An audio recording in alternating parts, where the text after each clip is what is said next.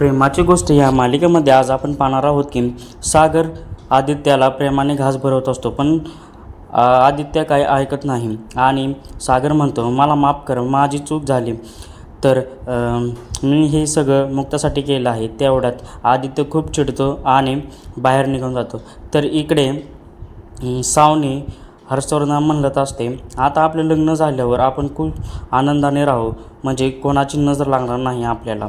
आणि शिवाय मी ॲडव्होकेट करून आपले घराचे आणि प्रॉपर्टीचे सगळे पेपर्स बनवून घेतले आहेत, त्यामुळे आपल्याला पुढे काहीच अडचण येणार नाही आणि ह्या सगळ्याचा वारसदार फक्त आदित्य राहील. हे बोलणे ऐकून हर्षवर्धनला खूप मोठा धक्का बसतो आणि तो म्हणतो, बरं ठीक आहे. पण ह्या सगळ्या घडलेल्या प्रकरणात हर्षवर्धनला खूप मोठा धक्का बसत असतो. हा सगळा प्लॅन सावनीने आखलेला असतो आणि मुक्ता तिला हेल्प करत असते. आता प्रेमाची गोष्ट या मालिकेमध्ये पुढे काय होणार हे बघणे खूप रंजक ठरणार आहे. तर मालिकेचे डेली अपडेट पाहण्यासाठी चॅनलला आत्ताच सबस्क्राईब करा.